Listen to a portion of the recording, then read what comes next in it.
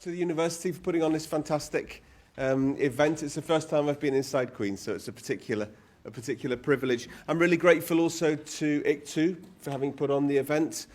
War on Want, for those of you who don't know, War on Want on the other side of the water, we're not like the War on Want which is here. We're very much in the socialist democratic tradition. We come from the Labour movement, and we're very proud that all of the major trade unions across the UK are affiliated to War on Want. So we are very much in that tradition of sharing a lot of the basic principles of internationalism, which Peter's actually spoken to. And I think actually to start with, what's good is that we will share almost all of the basic principles and the basic objectives of, I think, probably everybody in this room. And the first of those is to reject the mainstream debate around the EU referendum, which is entirely devoted towards opening up markets and closing down borders, putting up the drawbridge on Fortress Europe, even when we have this horrific crisis, exactly as Peter has described it. And I'm actually really happy that in the debates which I've been able to be part of, there has been a really good, strong, comradely understanding that whatever our differences in our eventual positions on the referendum, we're all coming from the same basic premises and not the premises of either UKIP, the Tory party, or any of the others. War on Want, at the beginning of this debate, took a position that we were not going to be running a campaign either for in or for out. So in fact, exactly the same as the TUC and the other side of the water, which is again officially neutral because there are trade union affiliates on both sides which have taken different positions. What we wanted to do was to reference the fact that for the vast majority, I'm going to say 99.8% of people who have a vote in this referendum have never had first-hand experience of the institutions of the EU. So what we wanted to do was to use this experience to give people some awareness, give people some education, and a bit of our experience over the last 20 years, in my personal case, of engagement with the European Commission, the institutions of the EU, and exactly what they mean. Because I think from the absolute start, we have to remember this. We're not being asked whether we want to be part of Europe or European. I was a little bit too young to vote in the 1975 election, but I was born into a UK which was not part of the EEC as it then was. It didn't mean I was born Asian or African. Of course I was European. We're not being asked whether you want to be European.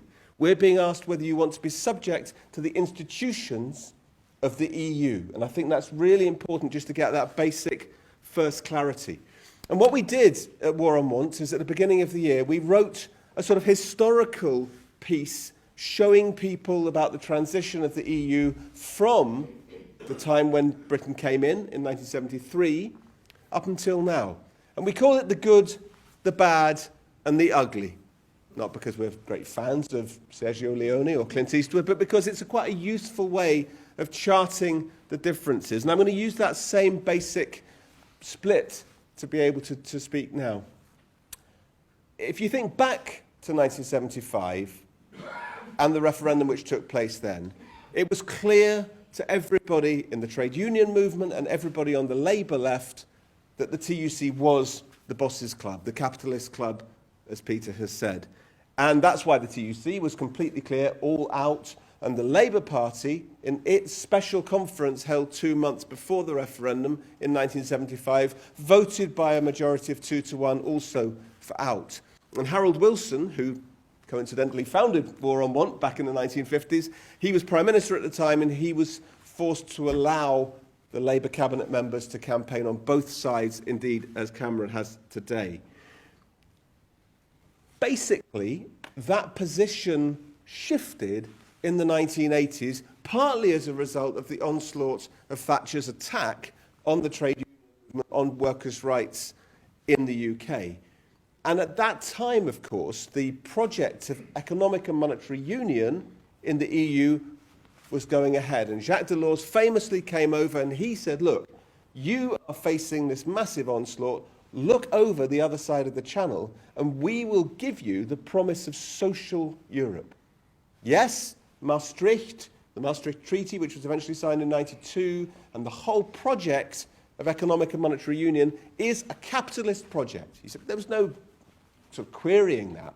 But against that, as a balance, we will give you the prospect of social Europe. Not just social rights and higher social standards, but also the right of the ETUC, the European Trade Union Confederation, to be consulted around the table with the bosses, with everybody else, when it comes to social issues in the future.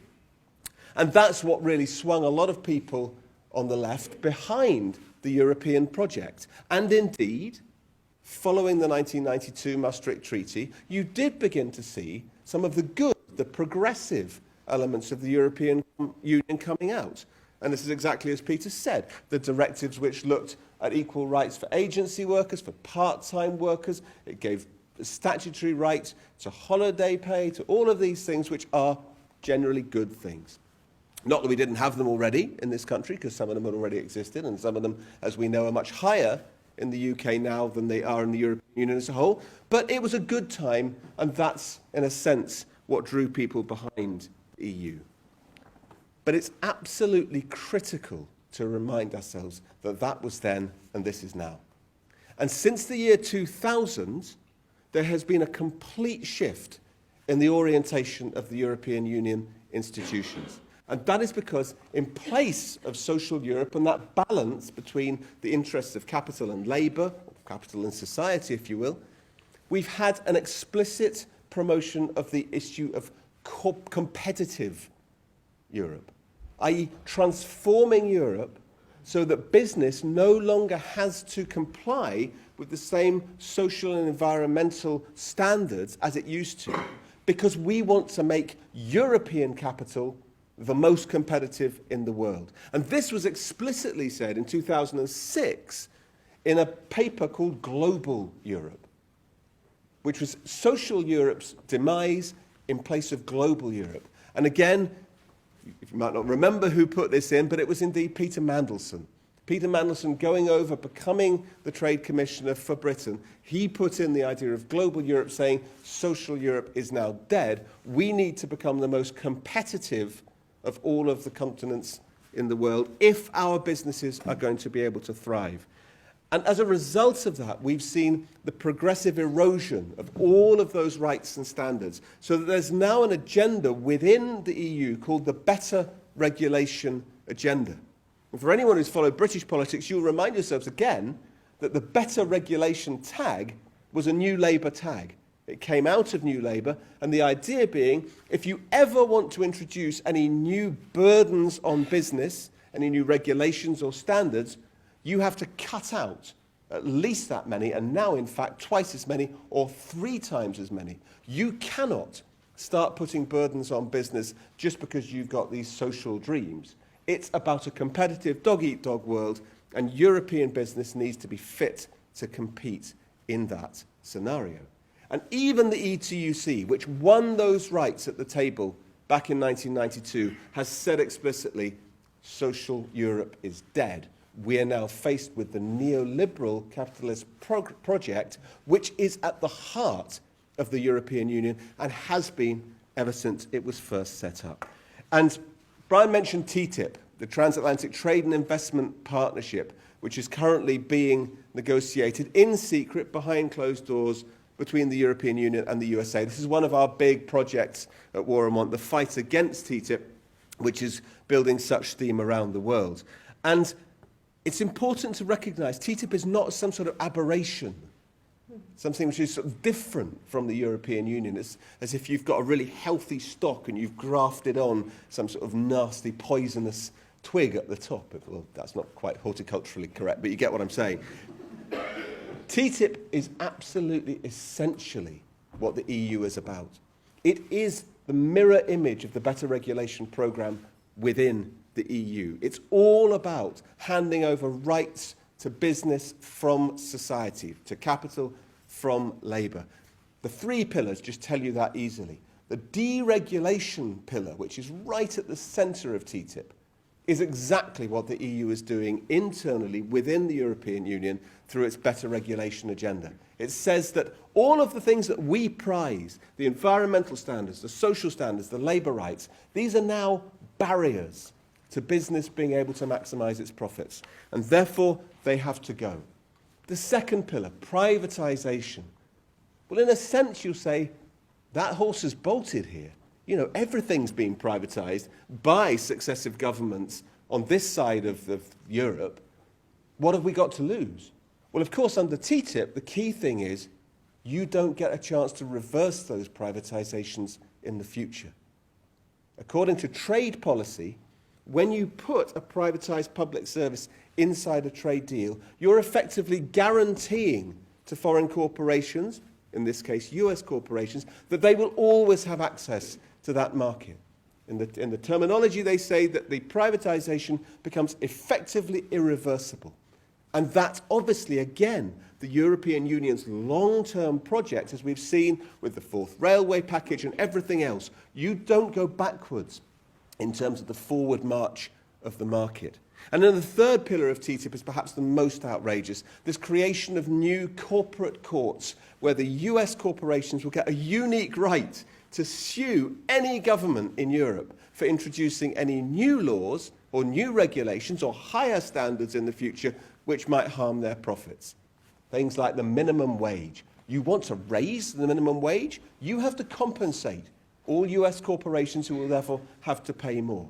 You want to renationalize a public service? You have to pay off every single one of the US corporations. And this, the bad side of the EU, is something which we've then played back to the European Commission officials. I had a private meeting with the EU Trade Commissioner in her office, and I said to her, you know how unpopular all this is. How come you're still promoting it absolutely doggedly, with no reference to the peoples of Europe who've got up in arms about this? And she said to me quite clearly, I do not take my mandate from the European people. And that is the ugly bit of the EU. Because I absolutely agree with Peter. We're not saying that there's anything better from what any of the politicians we have at the moment have to offer us. No one's under the illusion that coming out of the EU is going to bring us into some sort of nirvana with Boris Johnson handing out goodies. It's just obvious. We've constantly had, whether Labour or Tory, the most regressive of all European governments for years and years and years. But the key thing for us is that there are no democratic levers within the European Union which allow us to reform it. I think everybody knows since the Greek crisis of last year, when the Greek people voted through their democracy to have an alternative, and they were told by the European institutions there can be no alternative. Nobody on the left thinks that the European Union is fit for purpose. The issue is, can it be reformed? And this is where the democratic deficit at the heart of Europe is such a problem. And this is, for me, the big quandary. In my heart, I would love to vote in, because I do feel I want to be part of an internationalist project. But in my head, having spent 20 years beating it against the walls of the European Commission, I know that there's a fundamental problem. You can't reform the European Union. And particularly since the Lisbon Treaty, which has said this is the direction of Europe. You can't bring it back. You cannot recreate social Europe. It has been written out of the treaty. And in fact, the Lisbon Treaty is the only one which has ever actually mentioned the possibility of leaving. Because before that, it was held up that you could have much more of a give and take. The Lisbon Treaty has said, no, this is it. The only way out is through Article 50, leaving it. And I think we saw that not just in what the European institutions did to the Greek people, but how they did it. Jean-Claude Juncker, the president of the European Commission, I can quote this almost word for word. He was interviewed after the Syriza election in Greece, and he said, if you think that by electing a new government in Athens you can change things, you are mistaking dreams for reality. Quote, there can be no democratic choice against the European treaties. And it wasn't just him, unelected European Commission, all that nasty stuff. The head of the European Parliament, Martin Schulz, a social democrat from Germany, he said that the people of Greece had got it wrong, their government should be removed, an administration should be imposed so that the will of the Troika could be imposed on the Greek people. So I'm going to sum up with just this one thought. This is not a vote for the next 3 months, the next 6 months. This is a long-term vote. We're not going to get another one in our lifetimes, probably. Anyone's as exhausted as I am by it, we hope we're not going to get another one in our lifetime. And on the 24th of June, whatever the verdict, we will continue to campaign with our sister organisations across Europe for a much better alternative, whether in or out. It makes no difference to us. We've had those links, whether it be Norwegian groups, Swiss groups, French groups, German groups. We don't mind. We're not beholden to the boss's arrangements. But what I will say is this. We need to be clear that if we vote in, then we are voting for an institution which is married to the neoliberal capitalist dream.